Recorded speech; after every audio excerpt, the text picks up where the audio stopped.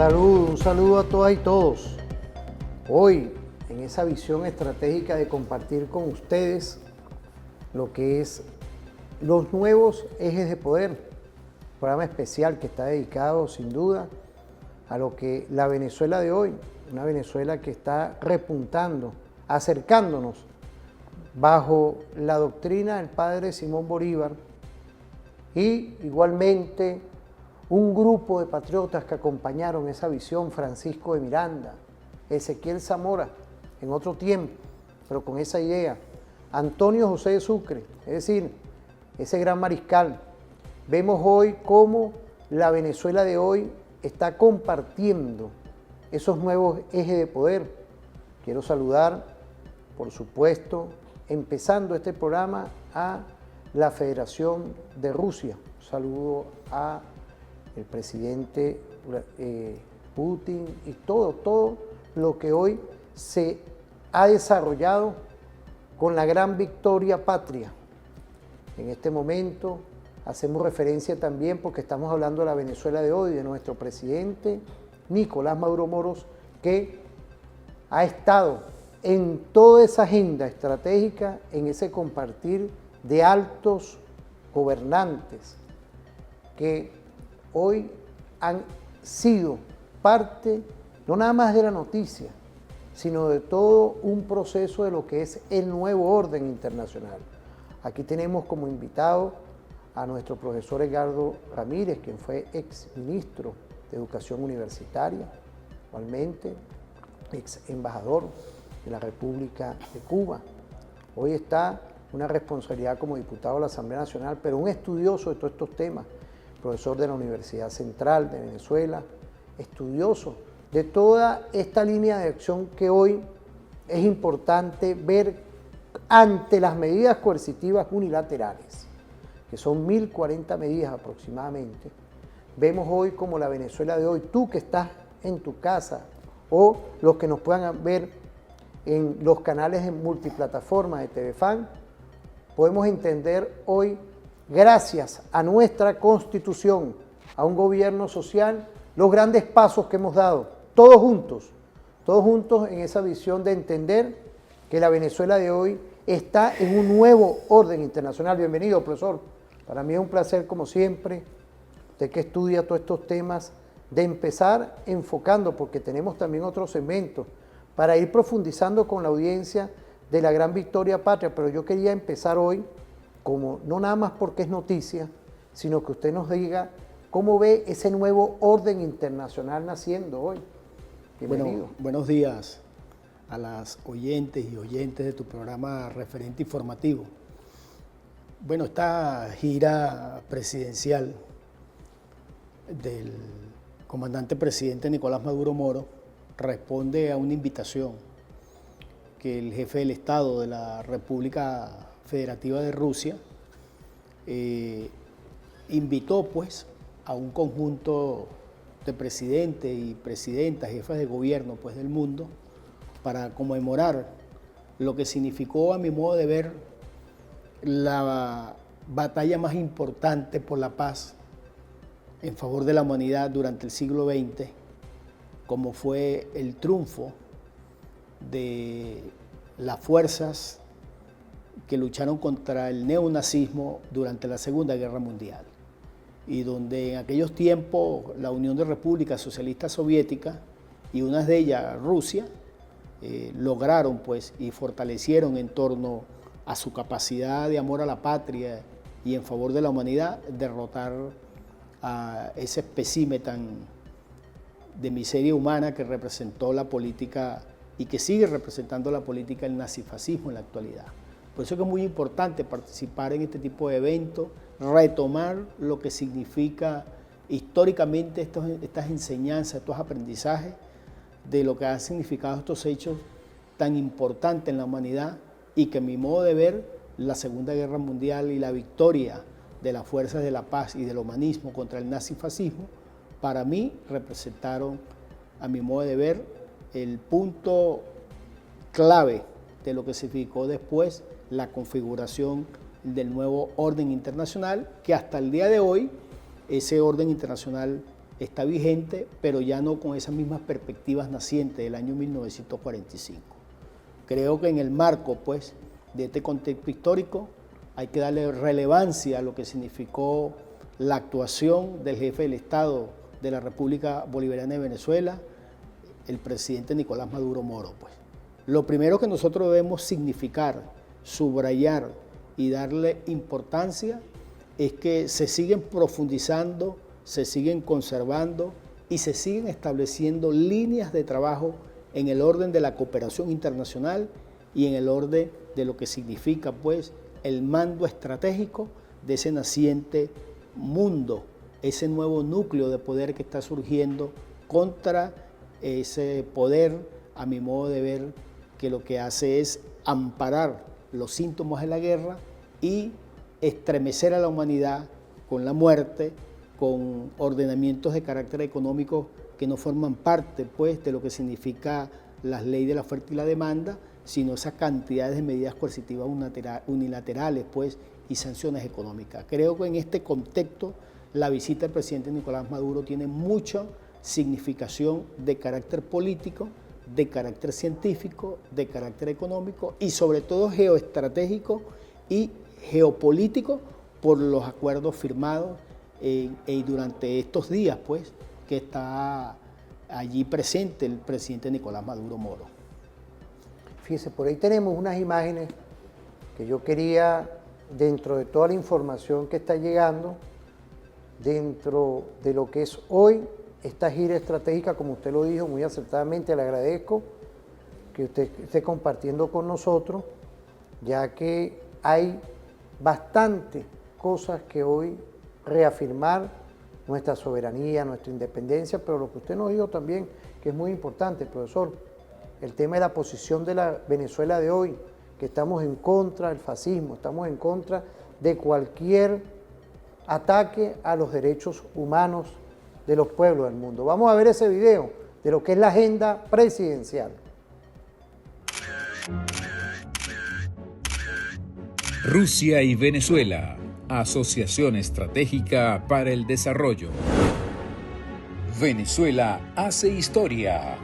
Junto al presidente Nicolás Maduro y la primera dama Cilia Flores, quienes fueron recibidos en el Gran Palacio del Kremlin para participar en el desfile que conmemora los 80 años del Día de la Victoria sobre el fascismo. El evento tuvo lugar en la emblemática Plaza Roja de Moscú. Allí, más de 29 jefes de Estado se reunieron para acompañar al presidente Vladimir Putin durante una ofrenda floral ante la tumba del soldado desconocido. Más de 10.000 soldados rusos marcharon con orgullo como símbolo de la victoria sobre el nazismo en 1945. Hecho de gran significado no solo para el pueblo ruso, sino para toda la humanidad. La participación del jefe de Estado Nicolás Maduro en este evento reafirma los lazos históricos de solidaridad entre el pueblo de Lenin y el pueblo de Bolívar contra el imperialismo y el fascismo. Más tarde, el presidente Nicolás Maduro se reunió con el líder del gigante asiático Xi Jinping, fortaleciendo lazos de cooperación y fraternidad entre ambas naciones. Caracas y Beijing revisaron el mapa de cooperación conjunta que se ha fortalecido ampliamente, especialmente durante la presidencia del comandante Hugo Chávez, convirtiéndose en una asociación estratégica integral. Hoy estamos verdaderamente en la puerta de un mundo multipolar, donde han surgido nuevos ejes de fuerza, nuevas potencias, superpotencias como la China, como Rusia, y van surgiendo un despertar en nuevas regiones, como América Latina y el Caribe. Allí vamos nosotros con el ideal de Bolívar, construir una patria eminentemente popular y absolutamente soberana. La definición que hicimos en septiembre de 2023 de establecer una asociación estratégica para todo momento y a toda prueba está dando resultados. Y fue una decisión tomada de manera pertinente y a tiempo. Creo que los grandes resultados que estamos obteniendo podemos multiplicarlos seguro que de esta reunión van a salir lineamientos bien contundentes y precisos para nosotros seguir avanzando juntos. Me alegro mucho de encontrarme con nuestro viejo amigo, el presidente Maduro, esta vez en Moscú. Estoy dispuesto a trabajar con usted para seguir profundizando la cooperación práctica entre nuestros dos países, para impulsar las relaciones entre China y Venezuela.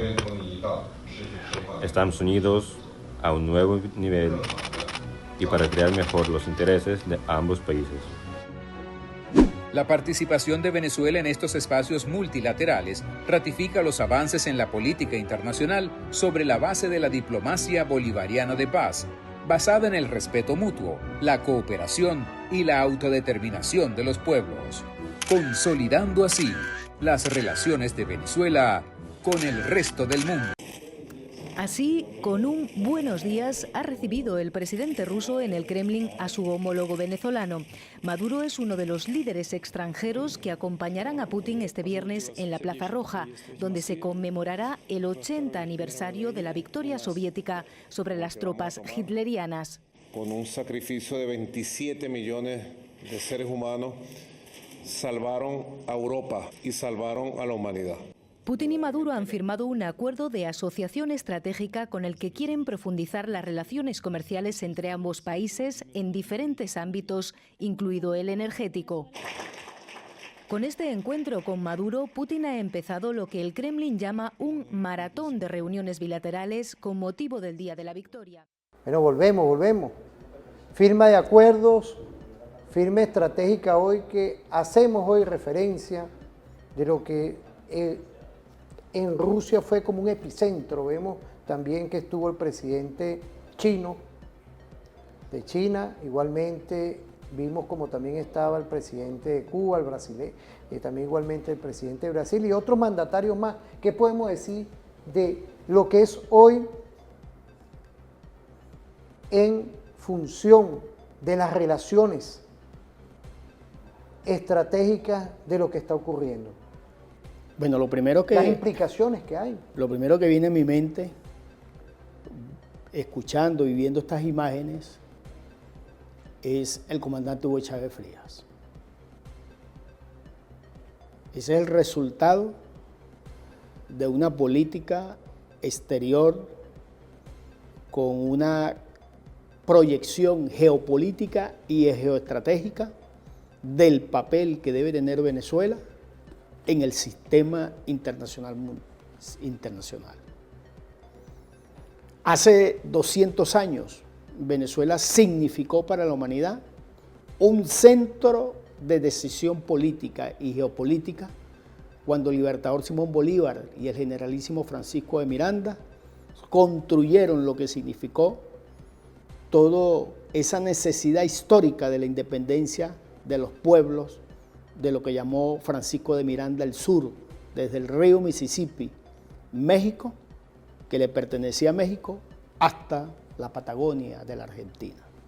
Pasaron 200 años y por mayoría absoluta, el pueblo de Venezuela, un 6 de diciembre del año 1998, elegimos mayoritariamente al comandante Hugo Rafael Chávez Frías como presidente de la República Bolivariana de Venezuela, y a partir del comienzo de este nuevo siglo se inició, a mi modo de ver, ese otro siglo histórico donde Venezuela constituye hoy un eslabón, una cifra muy importante de la ecuación de la geopolítica mundial.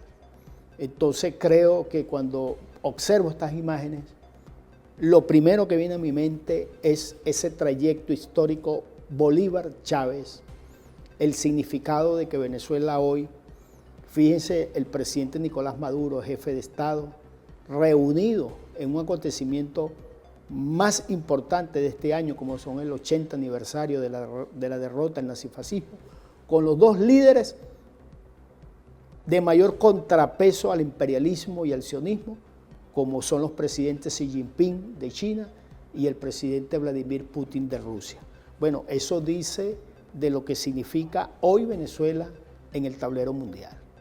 Significa un país, una patria libre, soberana, con capacidad de independencia, que está dispuesta a surtir de todas las capacidades, de todos nuestros esfuerzos propios, de toda nuestra memoria histórica, de lo que significa ser venezolano y venezolana, colocar con mucha contundencia y con mucha fuerza el aporte que los venezolanos y las venezolanas le damos a la paz mundial, al humanismo del sistema internacional y a lo que debe ser el derecho del respeto a la autodeterminación de los pueblos y sobre todo la lucha contra estas doctrinas maléficas, pérfidas, como son el fascismo, el nazismo, el racismo, el sionismo, el capitalismo y el imperialismo.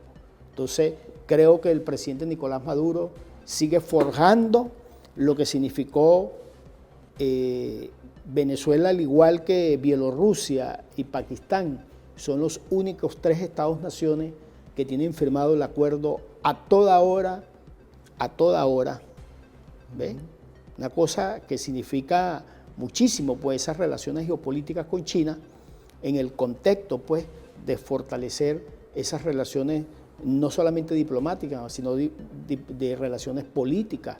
Y el otro es el acuerdo de la materialización del primer acuerdo de una connotación geoestratégica y geopolítica firmada por el presidente Putin y el presidente Maduro en el continente de América. Entonces, esto nos coloca mayor responsabilidad, mayor compromiso, y después cuando nosotros observamos lo que es cuando se suscriben los acuerdos, indudablemente para colocar esos acuerdos geoestratégicos en una dimensión de lo concreto está el elemento científico, militar, los hidrocarburos, la ciencia, la innovación y la tecnología como hechos culturales fundamentales para el desarrollo de la nación, para satisfacer las necesidades, el hecho de lo que significa el estudio de la emergencia climática, la colocación, la construcción de una base terrestre de tipo global aquí en Venezuela. Bueno, eso dice que Rusia, que fue la primera nación del mundo que estudió el espacio, la órbita espacial, lo que ha significado todo eso científico social, en favor que en tiempos de la Unión Soviética, hoy Rusia lo ha retomado y coloca a Venezuela, pues, con una capacidad también para nosotros involucrarnos, porque aquí en Venezuela sí hay capacidad de conocimiento y sabiduría para seguir desarrollando todos estos escenarios. El tema de la alimentación, el tema de la lucha contra la contaminación, los elementos, lo que significa un nuevo sistema de finanzas, ¿entiendes? Porque Rusia es un país que hoy tiene más de 8.000 medidas coercitivas unilaterales. Venezuela ya pasamos las 1.000. Entonces es muy importante que los oyentes y las oyentes y los espectadores de tu programa, Constantín, sepa que en la dinámica del ejercicio de la política de estos tiempos es muy complejo, porque las reglas de juego, cuando al adversario, al enemigo, que es el imperialismo, que es el sionismo, y que son todos estos referentes nazifascistas, ¿entiende? No cumplen lo que significa los ordenamientos básicos de la política, sino que cuando sus economías están sufriendo colapso, como sus economías están sufriendo frente a un competidor, como es el caso de China, entonces buscan no lo que se llaman las medidas tradicionales de la economía, sino buscan imponer sanciones, guerras arancelarias. Indudablemente estamos frente a un enemigo pérfido, pues, no un enemigo que está valorando lo que es el hecho de la política con P mayúscula para el desarrollo, pues, lo que significa todas las naciones del mundo. Entonces hay que valorar importantemente este viaje que hizo el presidente Nicolás Maduro, porque eso va a fortalecer los espacios de superar las causas estructurales de problemas que nosotros tenemos aquí, entendiendo de que podemos aprender y que podemos aceptar políticas de reciprocidad que no van a violentar nuestra soberanía, sino todo lo contrario, fortalecer nuestra soberanía, nuestra independencia, porque estos acuerdos indudablemente que le hacen mucho favor a lo que es el tramado de la geopolítica venezolana y además al continente de América Latina y el Caribe. Fíjese, profesor, vamos a irnos a una pausa puntual. Yo quisiera volver también con temas que están dentro de lo que es la realidad global de esos 80 aniversarios de la victoria de lo que hizo la Unión de Repúblicas Soviéticas Socialistas, hoy Federación Rusa, porque ahí hay una historia, unas estrategias militares. Yo en esto soy muy delicado, profesor. Por eso es que le agradezco que usted, que tiene todo un tiempo dentro del tema de los estudios internacionales y de la educación universitaria. Usted es profesor, ya que le agradezco que esté compartiendo con nosotros, nos mandan saludos de varias universidades y con su estrategia perfecta, como lo hizo con buena gestión como exministro de Educación Universitaria, a que quiero agradecerle que esté compartiendo con nosotros. Vamos a irnos a una pausa. No se separen porque venimos con la historia de la gran victoria estratégica que hizo, de verdad, la neutralización completa del fascismo nazi. Vamos a irnos a una pausa.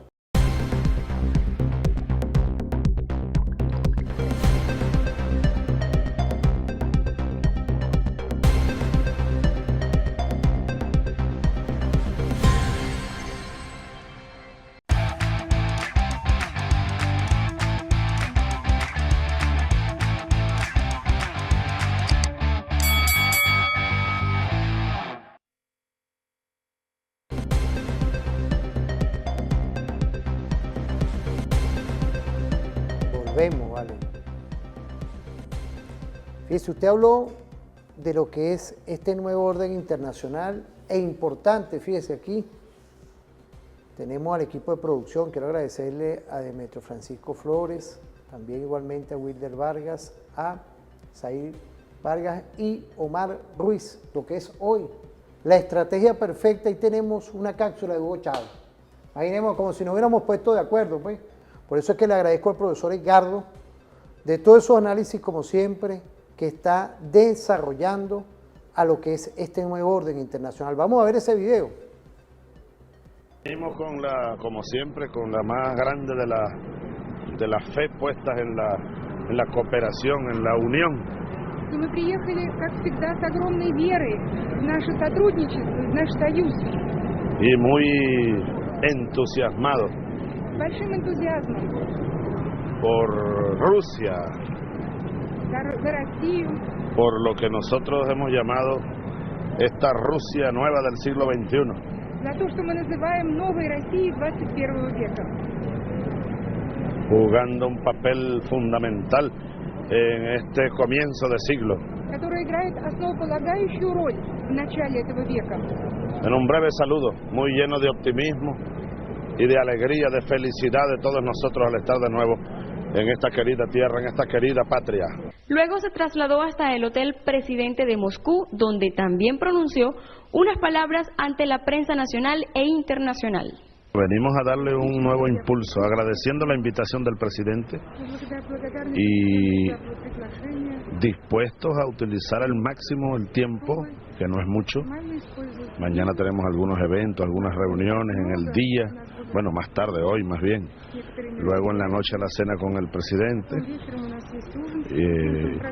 Una agenda bastante intensa, reuniones con algunos sectores económicos, ¿no?, comerciales. En fin, creo que va a ser una visita muy buena, como todas las que hemos hecho a Rusia. Cada día somos más los que nos ponemos de pie y le ponemos un límite al imperio. ¿Sí? Y los que pregonamos la necesidad de un mundo de paz, multipolar y de paz. Así que esas posiciones del presidente Putin, de Rusia, de la Rusia, de la gran patria rusa, son tan positivas para nosotros en el mundo y sobre todo los que estamos amenazados por el imperio, que somos la mayoría de los pueblos del mundo y especialmente los pueblos atrasados, los pueblos más pobres, y especialmente la América Latina, que fue considerada por Estados Unidos durante 200 años como su patio trasero, donde ellos tienen el derecho de hacer, deshacer, destruir, reconstruir, colocar gobiernos, destruir gobiernos, tumbar gobiernos. Eso tiene que acabarse. Así que para nosotros en América Latina son muy buenas noticias que Rusia siga fortaleciéndose y que Rusia siga delineando su nuevo camino y llamando al mundo al respeto, a la soberanía. ¿Qué podemos decir de todo esto? Usted nos dio toda una apreciación estratégica prospectiva de lo que hizo Chávez y ahí está la huella que hoy marca nuestro presidente Nicolás Maduro Moro. El comandante Chávez siempre nos va a conmover, siempre. Esa capacidad, esa visión geoestratégica, presente y futuro, bueno, aquí lo estamos observando, pues. Fíjate, estamos hablando de una visita a comienzos del siglo XXI. 2007. Hoy Rusia es la cuarta potencia económica del mundo. En aquellos tiempos no era la Rusia de hoy. Y ya el comandante Chávez había definido bien en eso que había tomado del libertador Simón Bolívar, de lo que el gran libertador llamó el equilibrio del mundo, porque hace 200 años existía la Santa Alianza, los gobiernos racistas dominantes de Europa, el naciente imperio del norte, los Estados Unidos, y el libertador Bolívar decía, tiene que existir la América Meridional libre e independiente para que pueda existir equilibrio del mundo. Bueno, de esa base filosófica, histórica, política, geopolítica de Miranda y de Bolívar, el comandante Chávez construye lo que significa la visión de la multipolaridad y la pluripolaridad, y a partir de la fortaleza y de las capacidades del talento de los venezolanos y venezolanos, involucrar a Venezuela en un nuevo formato de la política internacional. Eso hay que recordarlo, hay que valorarlo y destacarlo, porque hoy Venezuela, en estos primeros 25 años, como lo dije en la primera parte, es una cifra importante en la ecuación de la geopolítica mundial. Por eso que es necesario pues recordar, fíjense lo que hoy, cómo se concreta eso, pues. ¿Cómo se concreta eso hoy, pues? Como lo decía el comandante Chávez, ¿entiende? Teníamos una dependencia militar de más de 100 años con los Estados Unidos. Nos empezaron a chantajear, ¿verdad?, con la tecnología de los F-16. Y el comandante Chávez, rápido, veloz, clave, estratégico, establece la relación militar con Rusia, y hoy Venezuela es el único país en América que cuenta con los Sukhoi, que cuenta con el sistema de defensa antimisil, los S-300. Todavía estamos ahí recuperando de estas heridas que nos ha dejado la guerra multidimensional, la guerra económica, lo que es la fábrica de los Kalashnikovs, ese proyecto que existe en el estado Guárico de una base de estudio científico aeroespacial, fortalecer ahora la base terrestre desde la perspectiva del GLONASS de la Federación Rusa. Es decir, nosotros hoy somos más independientes porque tenemos más solidez militar, tenemos una capacidad de fuego para defender la soberanía en lo que significa la aviación bolivariana, el ejército bolivariano, la armada bolivariana. Bueno, con eso hemos contado con la ayuda de Rusia, pues. Entonces, como decía el comandante Chávez, los que estamos amenazados por el imperialismo, nosotros tenemos que armarnos.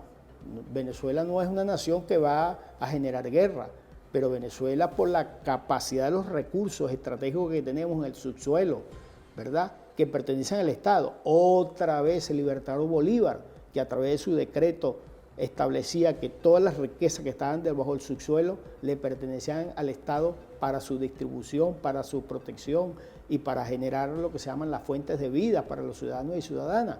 Entonces, hoy nosotros podemos decir que somos una nación que estamos militarmente fortalecidas, no solamente en la capacidad de fuego, en la capacidad de armas, sino que contamos con una doctrina histórica militar de defensa de la soberanía y de la lucha por la independencia. Entonces, eso es clave que las nuevas generaciones lo conozcan, pero también es clave que en nuestras Fuerzas Armadas Nacional Bolivariana, que forma parte también de esa doctrina de Bolívar, esa doctrina zamorana, esa doctrina chavista, que ahora la ha concretizado en otra dimensión de mayor profundidad el presidente Nicolás Maduro, de la unión cívico-militar, en una función cívico-militar policial. Indudablemente que son elementos que los hombres y mujeres de nuestras Fuerzas Armadas Nacional Bolivarianas, a mí me gusta decir en los 5 componentes, incluyendo las milicias, hoy tengamos una capacidad mayor de lo que significa defender la soberanía, del amor a la patria y de entender que Venezuela es un pilar para fortalecer los procesos de integración de América Latina y el Caribe y sobre todo también un pilar fundamental en ese mundo emergente, en ese mundo contrahegemónico que nace hoy desde la perspectiva de aliados tan importantes como Rusia, como China, y Venezuela hoy indudablemente contribuye enormemente para que haya un mundo de paz, para que haya un mundo de mayor humanismo y sobre todo para que haya un mundo soberano e independiente.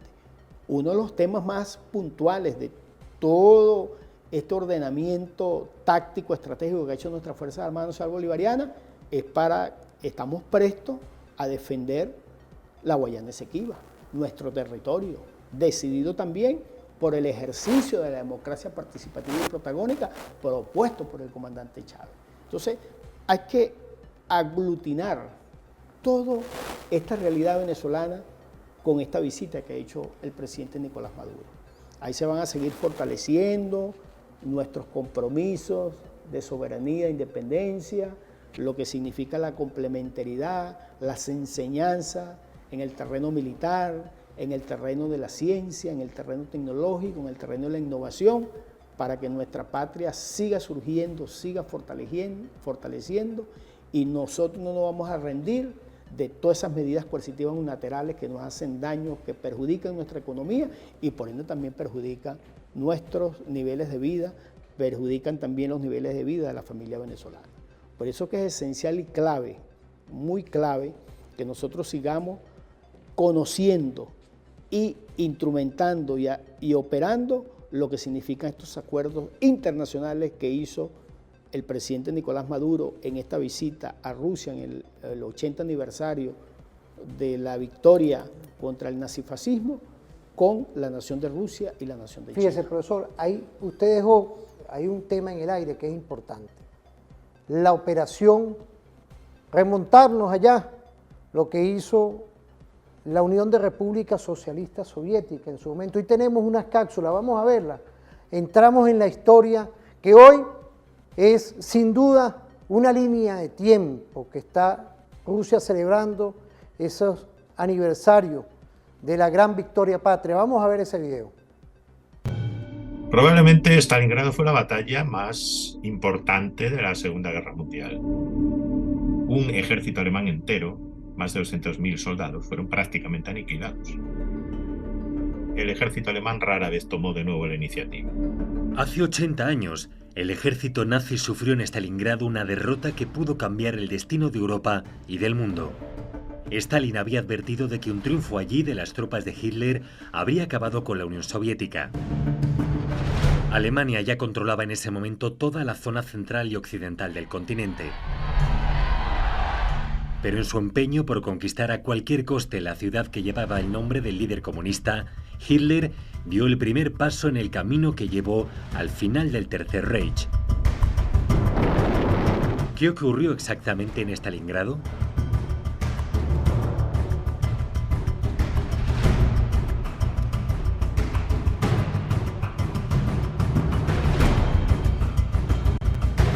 Alemania había invadido la URSS en 1941, traicionando el pacto de no agresión que habían firmado 2 años antes. La invasión de la Unión Soviética estaba realmente ya preanunciada en los programas del partido nazi. El Tercer Reich tiene un claro fin, que es crear un imperio colonial, pero un imperio colonial terrestre que debe llegar hasta los Urales.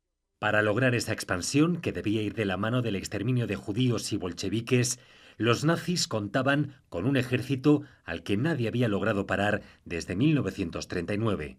Hitler y su Estado Mayor confiaban en someter a la Unión Soviética en pocas semanas. En el primer mes de invasión acabaron con más de 2 millones de enemigos y destruyeron miles de tanques y aviones comunistas.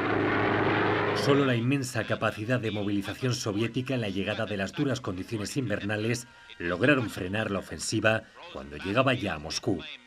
Derrotados en la capital y estancados en el sitio de Leningrado, los nazis miraron al sur.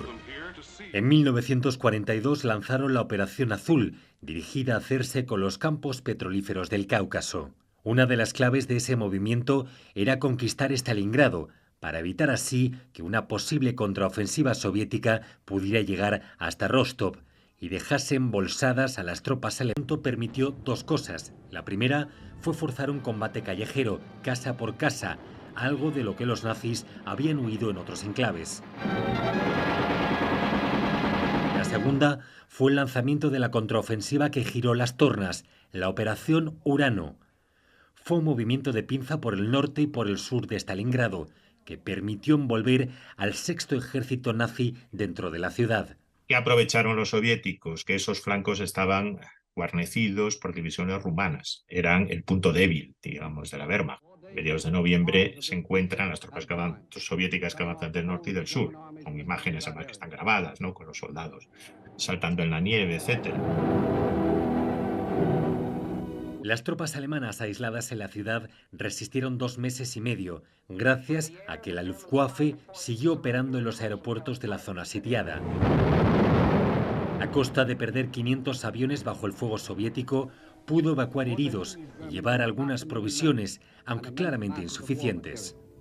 Los soldados alemanes, a principios de enero, recibían raciones de 100 y 200 gramos de pan, es decir, una rebanada y media. Y con eso tiene que aguantar además unas temperaturas extremas. La mala alimentación y el frío causaron estragos en unos soldados sometidos también a la rápida propagación de enfermedades, como el tifus y la disentería, en un espacio que estaba sembrado de cadáveres. Es decir, unas condiciones espantosas, aún más para los civiles y para los prisioneros de guerra soviéticos, por ejemplo, que tenían los alemanes dentro, que cayeron en el canibalismo. La derrota se convirtió en una cuestión de tiempo, más aún cuando Hitler prohibió a su comandante en Stalingrado, Friedrich Paulus, que abandonara la ciudad para intentar romper el cerco y reunirse con las tropas alemanas que había en el sur. El momento clave en el que él podría haber quizás influido en un desenlace diferente había sido cuando sus lugartenientes le sugerían, bueno, salgamos a la desesperada. El cuarto ejército de Hoth está a 40-50 kilómetros y nosotros avanzamos 20 kilómetros, pues aunque sea a coste de grandes bajas, los soviéticos no se lo esperan, tendremos una oportunidad. Probablemente habrían perecido en el intento, pero quién sabe, igual algunos habrían salvado. Después de que las fuerzas soviéticas tomaran los aeropuertos y varias unidades entregaran las armas, Paulus se rindió. Los nazis de Stalingrado arriaron la esvástica para izar la bandera blanca, marcando un punto de inflexión en la Segunda Guerra Mundial. Fíjese, imaginémonos hoy, porque Hollywood creó toda una historia mítica ahí, escondiendo esto que estamos viendo hoy. Asimismo, crearon toda una gran mentira mediática. Ellos se metieron en lo que es la guerra comunicacional y hoy vemos y estamos estudiando desde aquí, con todo el respeto y la consideración de lo que nos están viendo, de lo que fue la realidad, de quién llegó y cómo se hizo la liberación contra ese nazismo, que pareciera que allá en esa Europa todavía continúa esa doctrina. ¿Qué podemos decir de esto, profesor? Fíjate, lo que acabamos de escuchar y ver es muy poquito de lo que conocemos del peligro que vivió la humanidad frente a esta fuerza maligna, pérfida de la ideología nazifascista.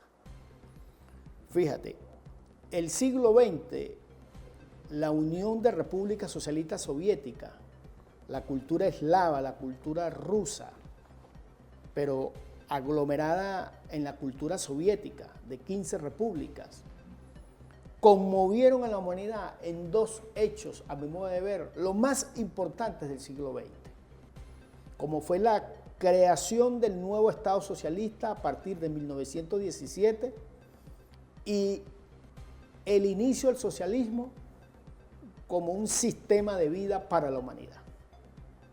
Y lo otro, de nuevo, la Unión de Repúblicas Socialistas Soviéticas, que es la derrota a la doctrina nazi-fascismo en Europa, en Asia y parte de África y parte de América, porque es importante que sepan los venezolanos y venezolanas que tanqueros petroleros venezolanos fueron hundidos en el trayecto de llevar el petróleo a las fuerzas aliadas en la Segunda Guerra Mundial. En ese trayecto que hay entre Maracaibo y Curazao, fueron hundidos por submarinos de Hitler.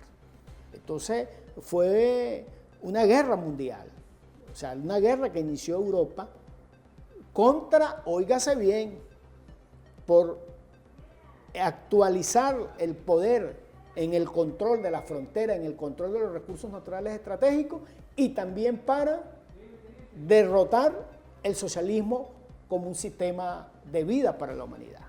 Esa es la causa de la Segunda Guerra Mundial.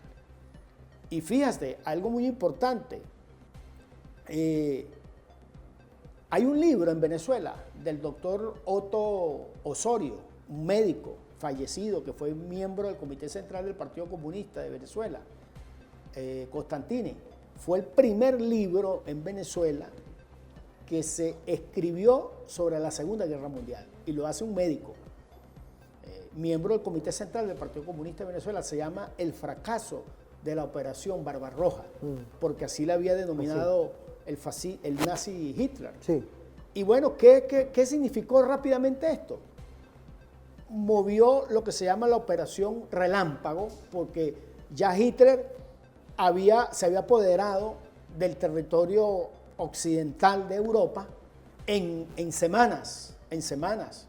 Estaba bajo fuego parte de Gran Bretaña, ya Francia estaba controlada por las fuerzas de Hitler, Checoslovaquia, Polonia, XX, España controlada también por Franco, aliado Italia, por Mussolini, aliado de Hitler, y mueven el ejército nazifascista del norte hacia Leningrado, el ejército del centro nazifascista hacia Moscú y el ejército sur nazifascista hacia lo que hoy se llama la región petrolífera del Cáucaso, Kiev, Ucrania.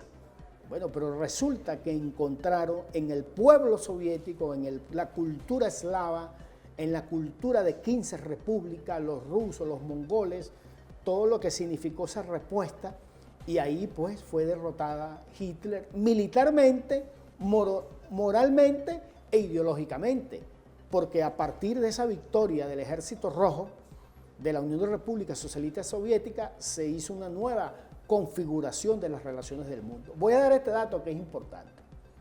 Según historiadores, estamos hablando de 60 millones de personas asesinadas, muertos en la Segunda Guerra Mundial. Solo la Unión Soviética, de esos 60 millones, en favor de la humanidad, generó 27 millones de vidas humanas. Así. A eso hay que agregarle los 15 millones de chinos, porque Japón, que era un aliado de Hitler, ¿entiende?, que también fue derrotado, porque la Unión Soviética derrotó a Japón en la Segunda Guerra Mundial, derrotó a Alemania en la Segunda Guerra Mundial y derrotó a los acólitos también de Alemania, derrotó a lo que se llama la Brigada Azul Española, que tuvo en Leningrado, las de Franco, también fueron derrotadas por el pueblo soviético. Derrotó lo que significó toda esa doctrina nazifascista. Pero lo importante y lo que hay que valorar aquí es que estamos hablando de 60 millones de seres humanos que fueron asesinados por laboratorios pérfidos donde se aplicaban técnicas de cómo asesinar, de cómo matar, de lo que se llamó también el entrenamiento de trabajos forzosos. Es decir, que fue una guerra, bueno, toda guerra es inhumana, pero los propósitos pérfidos de Hitler y de esa doctrina nazifascista, eso no se puede ocultar, eso no se puede borrar. Por eso que las nuevas generaciones, y sobre todo los que conocemos esa historia, y todo lo que es el sistema de formación educativa y lo que son el sistema comunicacional, tenemos que traer esta historia viva. Aquí hay que agradecerle mucho al trabajo que ha hecho la Embajada de la Federación Rusa en Venezuela, ¿verdad? Del vincularse con las comunidades en Venezuela, a través de películas, a través de foros, a través de conferencias, a través de encuentros culturales, de las artes. Es decir, rememorar lo que significa este episodio magnífico de la derrota del nazifascismo, porque eso es muy importante, porque todavía está vivo. Pero fíjese... Ahora fíjate, voy también a sugerir la lectura de una revista de la Universidad Central de Venezuela que dirige el doctor Miguel Alfonso, que se llama El Vitral de la Ciencia. En el mes de abril se publicó un número especial dedicado a la Gran Guerra Patria, como le gusta llamarlo a los rusos, a los soviéticos, a los eslavos, lo que significó la victoria de los soviéticos contra el nazifascismo. Ahí hay un conjunto de artículos donde participó el profesor Raúl Capote de Cuba, participó Farruco, es decir, un conjunto de nosotros y nosotras que escribimos, y allí hacemos una mención muy especial desde el punto de vista militar, desde el punto de vista cultural, desde el punto de vista político, de colocar esto en el sistema de formación, porque hoy la lucha contra el nazifascismo continúa. Eso que estamos viendo en Gaza, que estamos viendo en Palestina, es decir, lo que Hitler le hizo a los judíos, hoy los sionistas, ¿verdad? Que hay que separarlo del judaísmo, los sionistas hacen con los palestinos. Es decir, que el nazifascismo, el sionismo son doctrinas que se complementan y que buscan la destrucción de los seres humanos que no piensan, que no actúan como hoy. Entonces, indudablemente que Rusia, la Unión Soviética, está en el libro de la humanidad, y la victoria de la Gran Guerra Patria está escrita con letras de oro en esa historia de la humanidad, y la humanidad eternamente tiene que estarle agradecido al pueblo eslavo, al pueblo ruso, a las 15 repúblicas de la Unión República Socialista Soviética, de que salvaron a la humanidad. Salvaron a la humanidad porque en las primeras de cambio, debemos decirlo, el papel que jugó Inglaterra y que jugó Francia, ¿entienden? Se quedaron en silencio cuando la Fuerza Aérea de Mussolini de Italia y la Fuerza Aérea de Hitler de Alemania bombardearon a España, la famosa matanza de Guernica, es decir, porque ellos estaban creyendo que Hitler iba a atacar primero a la Unión Soviética, y después que vivieron en carne propia cómo Hitler se iba apoderando de la Europa Occidental, es que entendieron entonces y dejaron ese juego pérfido que estaban haciendo en contra del socialismo. Indudablemente, gracias a la Unión Soviética, al pueblo soviético, es decir, cuando uno se encuentra con esa historia viva, indudablemente la Unión Soviética será recordada en la eternidad como un pueblo que luchó en favor no solamente de su patria, sino en favor de la paz del mundo. Vamos a irnos a una pausa, profesor. Yo creo que es importante todo lo que hemos hablado, porque sin duda son los derechos estratégicos que tienen los pueblos hoy, y muy especialmente la vida, de cómo esta gran guerra patria en este 80 aniversario reivindica salirnos y neutralizarnos del fascismo. Volvemos con lo que es esa visión del día de hoy, con geopolíticos, hermanos de esta América que estuvieron allá en Moscú cuando vengamos vamos a tocar ese tema en conjunto con usted, porque usted, dentro de todos estos temas, era importante que saliéramos. Quiero saludar a Miguel Alfonso, él también viene por aquí siempre, el vital de la ciencia.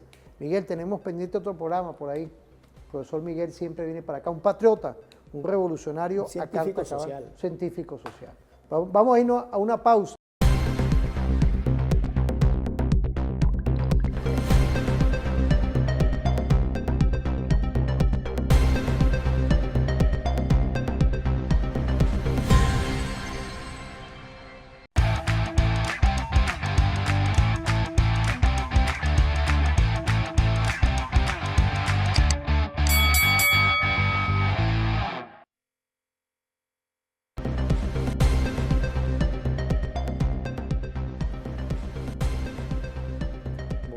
Volvemos.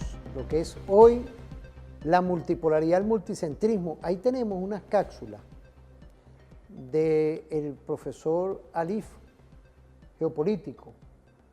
Él lo entrevistaron en RT, allá en Moscú, y nos da una referencia de lo que es el fascismo y ese legado perverso que pareciera que aún está vivo, pero hoy, desde la Venezuela de aquí, la Venezuela real, lo que es la Federación Rusa, usted habló también del pueblo chino, e igualmente otros países de nuestro mundo multicéntrico y multipolar, rechazamos totalmente lo que es esa ideología, esa forma de querer entorpecer lo que es una visión estratégica, que es la autodeterminación de los pueblos del mundo. Vamos a ver esa cápsula para que usted después nos comente toda esa visión de Alif. Vamos a verla.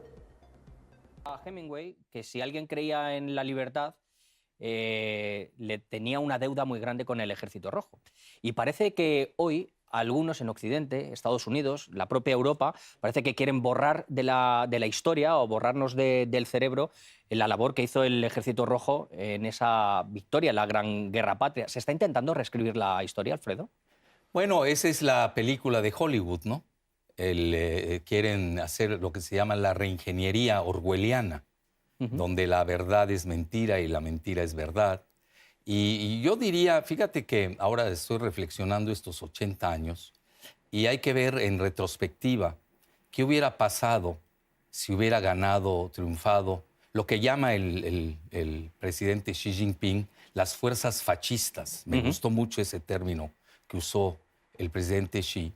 ¿Qué hubiera pasado? Pues hubiera ganado el fascismo global, que realmente luego se mimetiza en lo que vimos que es el globalismo neoliberal, que es parte de lo mismo. Alfredo, ese germen parece que no ha sido, a pesar de esta victoria, parece que no ha sido desarraigado, que no ha sido cortado de raíz, porque estamos viendo el surgimiento, y lo vemos, de corrientes neofascistas. Estamos viendo ciertas políticas, lo estamos viendo en Ucrania, con la glorificación, por ejemplo, de Stepan Bandera, con el régimen de Kiev. Se está haciendo un blanqueo increíble a todo esto. Parece que hay una nueva forma, tiene una nueva cara ese fascismo en la actualidad. Sí, es una metamorfosis. Realmente se detuvo, si hoy lo vemos, fue detenido, pero no fue vencido totalmente. Y yo creo que hoy la operación especial de Rusia en Ucrania va a llevar al vencimiento de ese fascismo con su nuevo rostro multiforme, porque hoy tenemos el surgimiento del sur global, que ustedes aquí lo han proyectado muy bien, del mundo multipolar, porque ese mundo fascista, el mundo del nazismo que hoy se transmuta en neonazismo con Zelensky, que tú lo sabes, él viene de una minoría minúscula, en donde persiguen a los cristianos, que son mayoría tanto en la parte occidental de Ucrania, como en la parte oriental, que son en mayor proporción de Ucrania. Entonces hoy tienes que sí, la siembra de ese triunfo del Ejército Rojo sí ha dado frutos. No solamente fueron los primeros que entran a Berlín, que eso se olvida, ¿no? Sino que además dejan sembrado el germen para un florecimiento de un nuevo orden mundial que necesariamente tiene que ser multipolar. Porque ¿cuál era el orden que deja ese neofascismo? Pues es el globalismo neoliberal, una corriente donde gobierna única. el 1% Una de la hegemonía. humanidad, una hegemonía total, y hoy tienes un pluralismo con el sur global, donde tienes la presencia de mandatarios de Latinoamérica, de la talla de Lula, de Madero, de Díaz-Canel, etcétera, de África, de todos los mandatarios. ¿Qué podemos decir de esto? Porque es una referencia hoy de un nuevo orden internacional, pero lo que está ocurriendo, como usted lo dijo en el segmento pasado, que no había que olvidarnos de esa doctrina fascista nazista que aún vive. El doctor Alfredo Jalife, el profesor, a mi modo de ver, es uno de los científicos sociales más agudos, coherente. Comparto muy coherente en su forma de investigar y luego de traducir el resultado de esa investigación en lo concreto, en la realidad. Yo soy uno de los que le hacen mucho seguimiento a sus investigaciones, a sus comparecencias en los medios, pero también en las redes cuando tiene su programa de carácter pues como profesor, como investigador. Ahora, ahí hay un elemento muy importante. Yo creo que el doctor Jalife dejó muy claro lo que significó el nazifascismo de la Segunda Guerra Mundial con el sionismo, con el neoliberalismo de hoy, el imperialismo, metamorfosis. No es mimetizar, es metamorfosis. O sea, se han enriquecido las formas de querer dominar y de apropiarse de los recursos naturales estratégicos en cualquier parte del mundo. Hacen uso de la mentira, repetida 1000 veces, el método de Hebel. Hacen usos de los medios de comunicación para trastocar la memoria, para intentar borrar la verdad histórica. Hacen uso de descalificaciones a estados-naciones que históricamente han estado a favor de la paz del mundo. Y creo que esto hay que valorarlo hoy con mucha importancia. Yo no creo que con la derrota que le está infligiendo las fuerzas de Rusia al nazifascismo, sionismo en Ucrania, no creo que está vencido totalmente esa doctrina infernal, diabólica de ellos. Creo que es un avance contundente la derrota que Rusia le está infligiendo hoy a la OTAN, a Corea del Sur, porque hay que decir la verdad, a Japón. Mira el papel que está jugando hoy Japón, ¿ah? Es decir, a donde lanzaron 2 bombas atómicas, pues, sin razón de ser, solamente para demostrarle al mundo, los estadounidenses en aquel tiempo Truman, de que ellos tenían las bombas atómicas. Es decir, ese chantaje permanente que han utilizado, pues. Hoy Rusia está derrotando también a Canadá. Hoy Rusia, cuando digo los nombres de las naciones me refiero a su gobierno, está derrotando al Reino Unido, porque el Reino Unido no le gusta parecerse a Europa, por su condición de que ellos son distintos a Europa. Pues. Está derrotando a los Estados Unidos. Entonces es un gran aporte para la humanidad lo que está haciendo nuevamente Rusia en derrotar a la doctrina nazifascista en Ucrania. Pero eso está vivito y coleando en Europa. Cuando vemos que hoy se tolera, que hoy se permite, que es vox populi, las doctrinas nazifascistas en Europa, también de este lado del continente, pues. Cuando nosotros vemos también hombres y mujeres de la derecha, en lo que quieren hacer en España, borrar lo que hizo Franco con los republicanos españoles, lo que sigue aconteciendo en Italia. Es decir, que eso está vivito y coleando. Ahora, la mejor forma de actuar contra eso es, indudablemente, Eso tiene que estar en los procesos, en los programas de formación, en las escuelas, en la educación secundaria, en la educación universitaria y en transmitir también en la educación no formal el uso de las plataformas de las telecomunicaciones, de la telemática, porque se trata en el fondo de una doctrina de miseria humana, de creer que hay una raza minoritaria superior y que hay una inmensa, una mayoría raza de inferiores, porque así lo califican ellos, es decir, los superiores minoritarios versus los inferiores mayoritarios. Entonces, ¿a cuenta de qué? A cuenta sencillamente de dominar el planeta Tierra, de usurpar las riquezas donde quiera que estén. ¿Cuál es el concepto de la hegemonía, del imperialismo, del sionismo? ¿Cuál es el concepto? Donde hay recursos naturales estratégicos, nos pertenece, vamos por ello.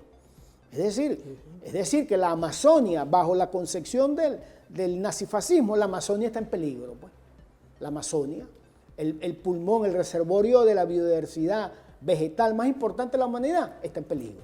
Es como la cuenca del Orinoco está en peligro, las cuencas fundamentales de las aguas están en peligro. Entonces, frente a eso, tiene que formalizarse esa educación antifascista, antisionista, y tiene que generarse las capacidades de entender la diversidad como un aporte de la humanidad, de complementación de las culturas, del respeto a la autodeterminación de los pueblos, del respeto a las diferencias y de entender de que este mundo es de los seres humanos y que los estados-naciones tienen que gobernar en función de la paz de la humanidad y en función de complementarse a través de programas, a través de acuerdos, respetando lo que se llaman las normas de convivencia del sistema internacional.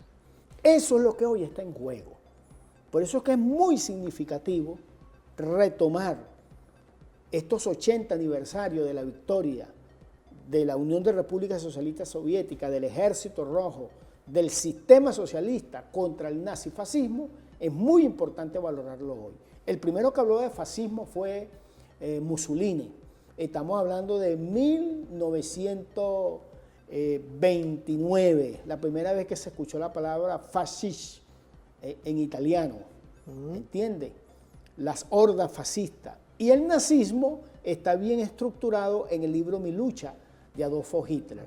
Entonces son dos corrientes que se imbricaron y que estas corrientes luego se siguieron imbricando con el imperialismo, que se imbricaron hoy también con el sionismo, y usted ve a estos gobernantes de estas corrientes hoy querer decirle al mundo que ellos son los que luchan por la libertad, los que luchan por la democracia, los que luchan por la paz, cuando realmente es todo lo contrario. Pues, si hay una vergüenza hoy en la humanidad, si la humanidad hoy tiene que pedir perdón, es lo que está ocurriendo en Gaza, Palestina.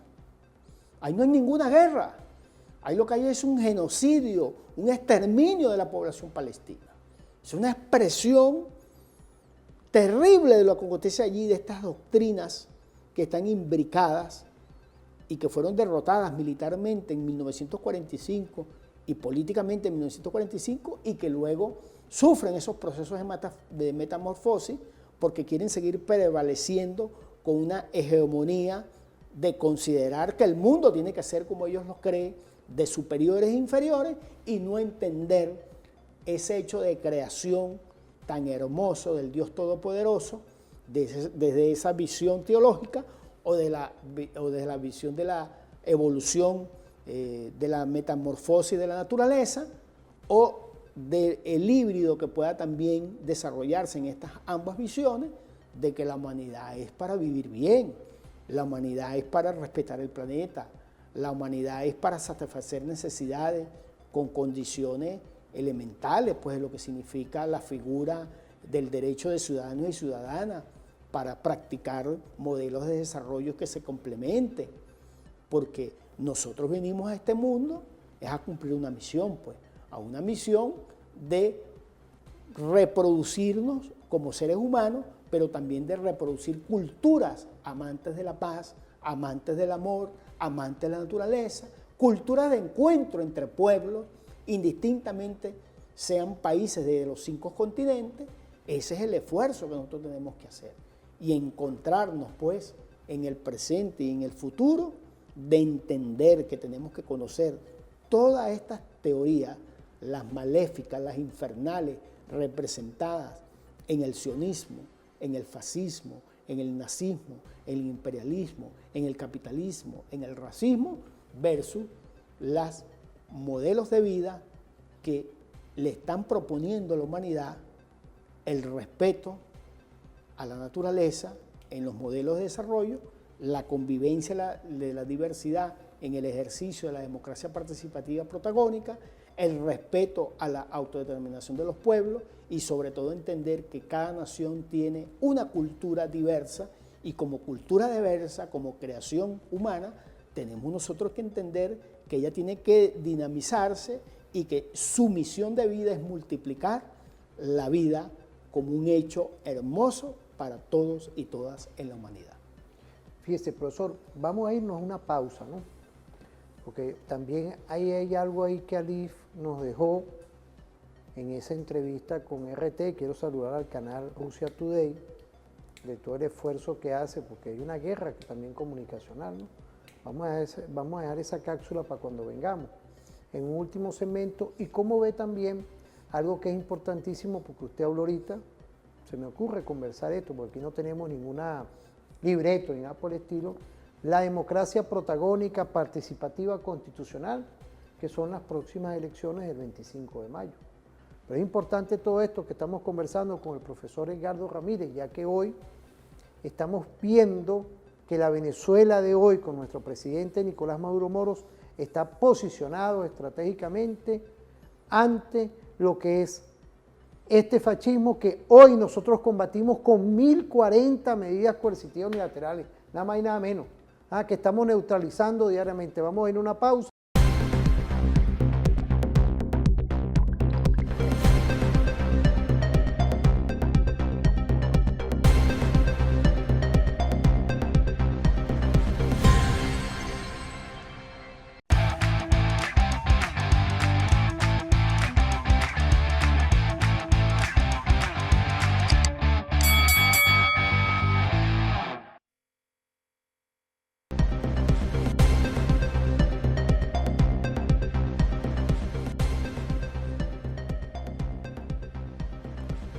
Volvemos ante toda esta visión multipolar, nuevos ejes de poder, saludar a todo nuestro Estado Mayor Superior, igualmente a nuestros oficiales superiores, subalternos, tropas profesionales, tropa alistada, que hoy hacen referencia a nuestros postulados constitucionales, porque es así, es la Venezuela de hoy, es una Venezuela que hoy está posicionada a nivel de un nuevo orden internacional. Faltaba una cápsula del profesor Ariz que yo quisiera ponerla para analizarla, porque es importante todo esto lo que se desarrolla hoy. Vamos a ver esa cápsula. La vuelta, intentar decirnos que, como hemos escuchado a Donald Trump, que bueno, Estados Unidos fue quien más contribuyó, etcétera, etcétera. Se utiliza toda una serie de armas, como puede ser el cine, la cultura, el cambiar los libros de texto, tú lo sabes como profesor. ¿Qué se puede, en apenas un minuto, Alfredo, para despedirte, hacer, luchar contra eso? La identidad para todas las nuevas generaciones que nos están viendo, para los estudiantes, para los jóvenes, para que aprendan del pasado en días como hoy, en días tan señalados como este 9 de mayo. Mira, el US and World Report, acepta que ya Rusia es la primera potencia militar en el mundo. ¿Qué le queda a Estados Unidos en realidad? Le queda la guerra de propaganda, en la que es muy poderosa, con la anglósfera. El mismo Vladimir Putin lo dijo en una entrevista con Tucker Carlson, cuando le pregunta a Tucker Carlson, ¿quién hizo lo de Nord Stream 2?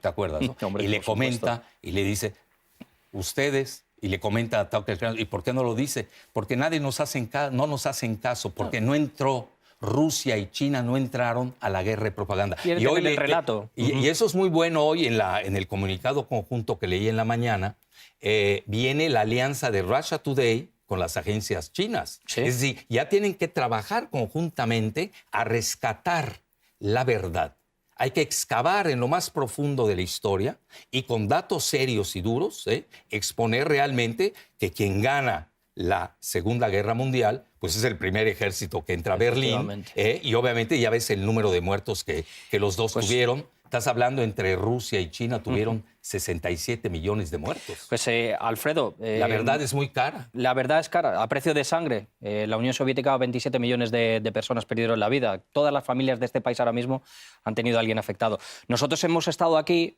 para desvelar esta verdad, para desenterrar esos fantasmas y señalar a quienes los están intentando... Hay que desenterrar esos fantasmas, como dicen el comentarista, de lo que es la verdad de hoy, lo que hemos hablado, ya hoy culminando, que nos quedan este segmento, empezando este último segmento por el día de hoy, de lo que ha significado la Gran Guerra Patria y lo que nos queda, como usted lo dijo muy claramente, por describir, que es educar a las próximas generaciones de toda esa gran mentira que creó Hollywood y lo que es esa guerra comunicacional internacional. Yo lo voy a rápidamente, voy a tratar de explicarla. El Ejército Rojo de la Unión de Repúblicas Socialistas Soviéticas, escúchese bien, destruyó el 80% de la estructura militar del ejército nazi de Hitler. El 80%. Lo aniquiló. Lo aniquiló. Es decir, que el Ejército Rojo se trasladó desde Leningrado, desde Moscú, porque ellos estuvieron, los nazistas estuvieron aproximadamente a 23 kilómetros de Moscú, por el lado oeste de Moscú, del sudoeste.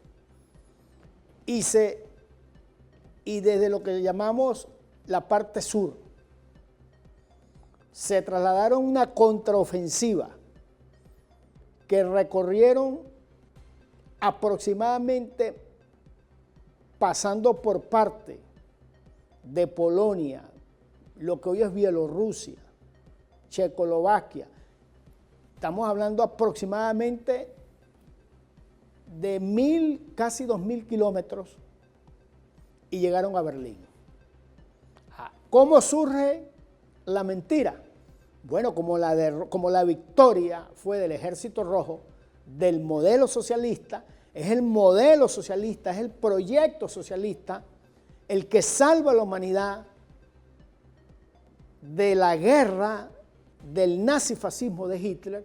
Entonces ellos luego nace lo que se llama la industria de la desinformación. Y esa industria de la desinformación es muy fuerte porque el escenario de la guerra siempre va a ser la mente, no ahora, no, siempre. Siempre ha sido la mente el escenario de la guerra. Entonces ellos necesitaban armar una arquitectura de las comunicaciones a través de Hollywood, a través de la televisión, de la radio, de la prensa, y era la única manera de poder equipararse en esa gran victoria que había logrado el sistema socialista contra el sistema nazifascista, que por cierto, más vinculado al capitalismo que al socialismo, porque se trata de hegemonía, de expansión, de robo de recursos naturales estratégicos, de imponer gobiernos, de poner una práctica de gobierno. Eso es capitalismo puro, imperialismo puro. Eso es lo que se llama la metamorfosis. Entonces, crearon todos estos medios de comunicación informal. Entonces, hay que revisar, Constantini, por ejemplo, hay 4 famosos documentos llamados documentos de Santa Fe, producidos en los Estados Unidos, 3 conocidos, 1 no conocido. Ahí está la doctrina de lo que significa el control por la vía de las telecomunicaciones, de la educación, de cómo cambiar los pensos de estudio, cómo borrar la historia nacional de cada nación para borrar la identidad. Pero a pesar que han hecho todo eso, es imposible, no van a poder borrar la identidad de un pueblo. Por ejemplo, poco se sabe en Venezuela, Constantín, los miles y miles de millones de dólares que el imperialismo en el siglo XX gastó para acabar con el joropo. Porque el joropo no es solamente una arte, El joropo es una cultura de la resistencia. El joropo es una cultura del amor a la naturaleza. El joropo es una cultura a la independencia nacional, al libertador, las letras, los ritmos.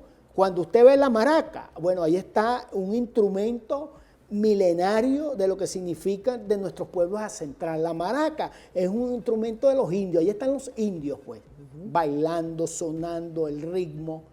El joropo es una cultura de la identidad para sentirnos venezolanos, y el joropo se escucha en los 24 estados de Venezuela, y el joropo ha trascendido como una nacionalidad venezolana.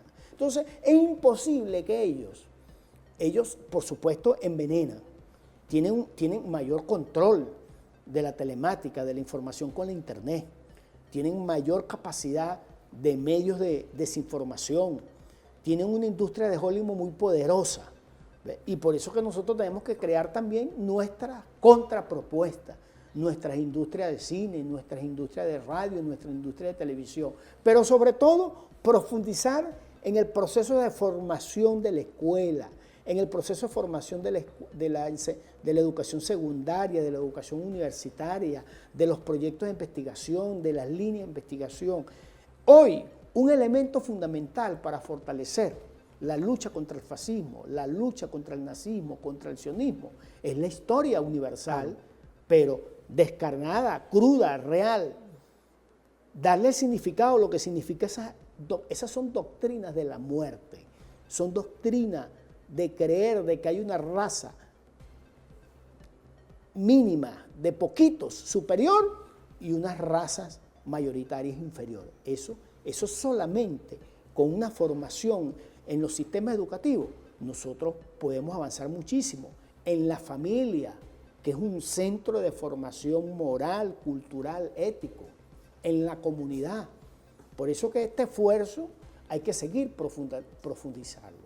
Porque el tema hoy en día de los valores, el tema hoy de la ética, está vinculado hoy a los sistemas de información de lo que se llaman los medios de comunicación. Por eso no podíamos dejar pasar el tema, ante toda esta guerra que hemos sufrido, la avanzada constitucional. Quiero saludar al Consejo Nacional Electoral y a todo el Estado venezolano, del esfuerzo que se está haciendo para seguir lo que es hoy, ante todo esto que hemos estado hablando, ante una guerra multidimensional de amplio espectro, igualmente 1040 medidas coercitivas, cómo tenemos elecciones, pero que sea el presidente Nicolás Maduro Moro que nos dé esa visión. Por ahí tenemos una cápsula, vamos a ver esa cápsula también, porque no queríamos ahorita ya culminando el programa irnos sin tocar ese tema que es importantísimo, porque nosotros estamos constitucionalmente edificados para lograr que nuestra patria avance con la participación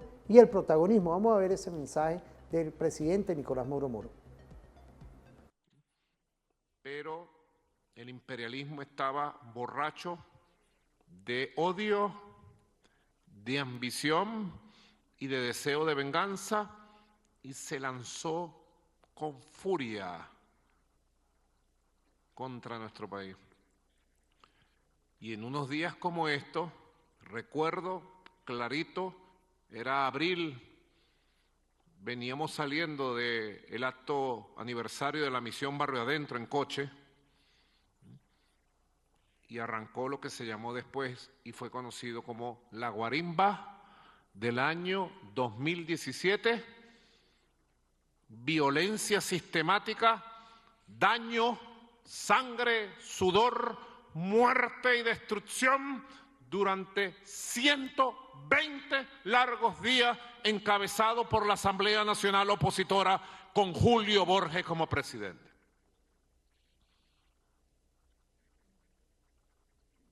Esto es historia viva, viva, viva, viva. Esta es historia reciente de cómo la derecha proimperialista, llena de ambición y de odio, intentó en el pasado e intentaría en el futuro ganar posiciones institucionales en la Asamblea Nacional para volver con sus planes de desestabilización, de guerra económica, de daño social y de destrucción del país para hacer un llamado a una intervención extranjera. Ustedes, líderes y lideresas, candidatos y candidatas a diputados en todo el país, ustedes tienen que obtener el 25 de mayo una gran victoria para que triunfe la paz, la estabilidad, la recuperación económica y la vida de este pueblo de aquí en adelante. No podemos permitir que la Asamblea Nacional vuelva a caer en manos de los Julio Borges, de los Guaidó, ni de ningún opositor de aquí a los años que están por venir. No, no, no, no y no. No. Fíjate, esto es importante porque hemos estado hablando en todo el programa del fascismo, de la violencia, de lo que hoy se está celebrando en el mundo, que es la claridad meridiana de lo que era la Unión de Repúblicas Soviéticas Socialistas, que neutralizó al nazismo. Y aquí no podemos hoy despegarnos de lo que es, vamos a ir a la vía constitucional, de lo que son las próximas elecciones que tenemos. Y dentro de todos esos temas, importante es la participación, el protagonismo inclusive. En estos días hubo ya lo que es el simulacro, que quiero saludar a Elvis Hidrogo Amorós, presidente del Consejo Nacional Electoral, a toda la Junta Directiva, igualmente a todos los poderes del Estado que están en conjunto con nuestra Fuerza Armada, desplegados como debe ser en este nuevo proceso constitucional que reafirma nuestra democracia, nuestra participación y la conciencia, amigas, amigos, como lo llama nuestro presidente Nicolás Maduro Moros. ¿Qué podemos decir, apreciado profesor, investigador estratégico en todos estos temas que hemos estado hablando hoy? Fíjate, una de mis aprendizajes en la vida es mi formación como sociólogo. Claro. Como sociólogo. Usted es sociólogo e internacionalista. Yo quisiera, de la Universidad Ezequiel Zamora, sí, allá mi tierra natal, Barinas. Fíjate, una de las cosas que yo más, como sociólogo, trato de fortalecer es la práctica del oír, escuchar. Escuchar. No es lo mismo oír que escuchar. Claro. Escuchar es saber interpretar lo que no me gusta y saber interpretar lo que me gusta. Y poner ambas cosas en correspondencia con lo que debe ser la forma de actuar. Fíjate, yo creo que nosotros hemos librado una batalla de ideas contra lo que significa la guerra multidimensional, y que la respuesta que le hemos dado a esa guerra multidimensional, muy bien lo ha destacado el jefe del Estado, Nicolás Maduro, ha sido el proceso de la democracia. Es decir, nosotros no vamos a salir, no vamos a responder a la violencia, no vamos a responder a la guerra multidimensional con más violencia, sino buscando el ejercicio de la democracia participativa protagónica. Y creo que eso se ha fortalecido y se ha valorado en lo que son las relaciones políticas, las relaciones sociales, las relaciones humanas. Pero hay un elemento fundamental que nosotros tenemos que considerar, porque el imperialismo, en el caso de Venezuela, tiene muchas armas, pero hay una arma muy poderosa que nosotros, si bien hemos actuado en lo táctico para derrotarlo, todavía está presente esa arma, el imperialismo, que es el control que tiene sobre el cambio de la moneda la Reserva Federal y el Tesoro de los Estados Unidos. La Reserva Federal y el Tesoro de los Estados Unidos es una institución privada de los consorcios del fascismo, del nazismo y del sionismo. Y ellos buscan destruir las economías a través de los procesos de devaluación de las monedas, imponiéndonos políticas cambiarias que hagan efectos dañinos a la economía nacional. Nosotros tenemos que profundizar sobre eso, porque yo entiendo que el pueblo venezolano no termina de aceptar que el cambio cambiario no es responsabilidad del presidente Nicolás Maduro, ni es responsabilidad de la Revolución Bolivariana. Es una responsabilidad exclusiva de la Reserva Federal del Gobierno.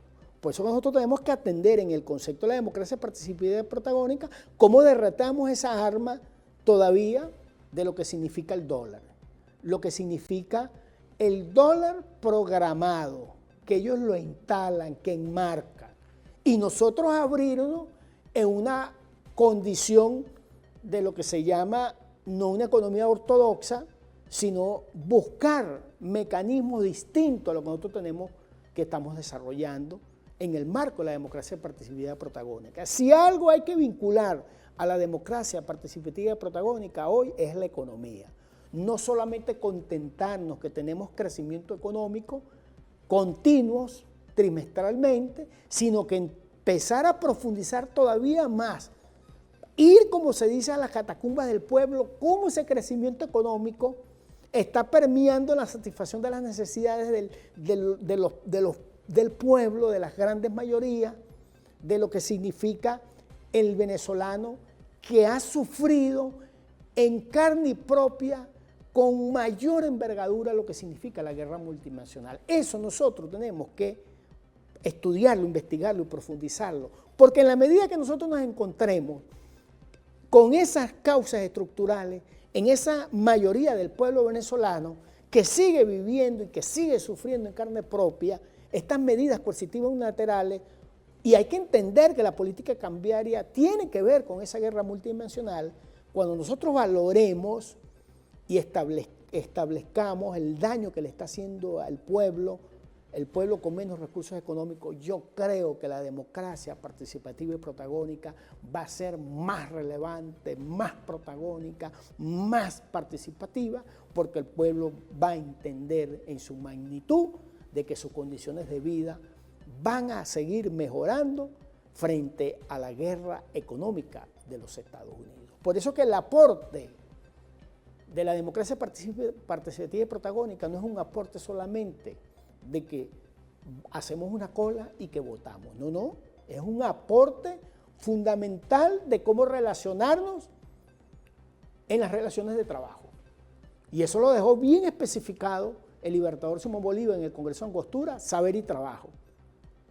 Y que el comandante Chávez lo incluyó y que el presidente Nicolás Maduro lo ha colocado y que aparece en nuestra Constitución Nacional como el trabajo y la educación son vitales. Bueno, entonces el tema de la economía tiene que ver con el trabajo y el tema de la economía tiene que ver con la educación. Por eso que todos esos procesos de democratización de la finanza, todo el proceso de que los sectores productivos del país, el desarrollo de las fuerzas productivas del país estén vinculados a procesos democráticos, indudablemente que eso tiene un valor fundamental, Constantini, en las elecciones del 25 de mayo, porque si algo los gobernantes tienen que desarrollar en sus programas de gobierno es el tema de la economía, porque es el único tema donde el imperialismo sigue teniendo capacidad de maniobra, capacidad de influencia, de afectar nuestra economía, de afectar nuestro poder adquisitivo de nuestros sueldos y salarios, de afectar lo que se llama el plan de los 18 motores productivos. Eso hay que profundizarlo en el estudio y la investigación. ¿Qué tanto daño nos sigue haciendo a la economía esas medidas de la Reserva Federal y el Tesoro de los Estados Unidos contra el Bolívar? Y plantearnos otras hipótesis. Fíjate, déjame terminar la idea. Fíjate, si nosotros tenemos una relación con China, que a mi modo de ver es la economía más saludable, la economía más poderosa del mundo, prueba de ello que con esta guerra arancelaria que planteó Trump, ellos tuvieron ahorita, desde el año 2022, ellos no habían retrocedido un crecimiento de su PIB y lo lograron en el primer trimestre del año 2025. Y ayer, afortunadamente, parece ser que hay un acuerdo donde la tasa de importación de aranceles por parte de China a los productos estadounidenses va a ser el 10% y la tasa de aranceles de importación para China por parte de los Estados Unidos va a ser 30%. Bueno, eso indudablemente bajó, pues eso es que tenemos que decir, que China ganó, pues. Claro. Que China ganó, ¿verdad? Que Trump, el payaso Trump, ¿verdad? Tiene que saber que esa economía es muy fuerte, que es muy poderosa. Entonces, en función de eso, ¿por qué nosotros no plantearnos que corra más el yuan en la economía venezolana, en la apertura de oficinas de banco, para también, así como corre el euro, así como corre el dólar, así como corre el bolívar, que corra también el yuan, y estudiar en un futuro previsible que el marcador no sea el dólar, porque va a estar influenciado por la Reserva Federal y del Tesoro de los Estados Unidos. Se me adelantó en algo. ¿Y por qué no sea el yuan una moneda que desde que nosotros la sabemos es una relación de un yuan por 8 bolívares? Bueno, sin dejar que corran las otras monedas. Pero se me adelantó en algo. Pero yo quería hacerle una preguntita ahí, porque ya se nos está acabando. Era eso, que dentro de los 13 motores de la agenda económica bolivariana, nuestro presidente Nicolás Maduro Moro le está dando también a esa canasta de moneda. Claro. Creo que es importantísimo eso que usted está hablando. Porque estamos hablando de una economía. Me disculpa que lo haya. No, estamos hablando de una economía sana, que claro, es la economía china. Claro. Estamos hablando de un aliado internacional, de la multipolaridad, que Venezuela tarde o temprano va a formar parte del BRIC. Claro. Y que Venezuela se va a relacionar por todas esas potencialidades de recursos naturales estratégicos que tenemos. Nosotros tenemos que vislumbrar, tenemos que protegernos de esa mecánica perversa, inducida, programada de la Reserva Federal y el Tesoro de los Estados Unidos, donde está el sionismo, el imperialismo, de querer destruir nuestros planes, nuestra economía. Bueno, entonces nosotros podemos librar que nuestro marcador sea una moneda de una economía saludable, un aliado del yuan. Eso supongo que se está pensando, supongo que se está estudiando, supongo que se está investigando, porque la misión nuestra como gobierno bolivariano, el esfuerzo que hemos hecho, que hizo el comandante en jefe Hugo Rafael Chávez Frías, que está siendo el jefe de Estado, el presidente Nicolás Maduro. Fíjate todas las cosas que no se han dejado de hacer y por hacer para estar enfrentando permanentemente ese ataque que nos tienen con la moneda del dólar. Bueno, entonces eso tiene que ser, ustedes van a seguir con eso. Bueno, aquí está, pues.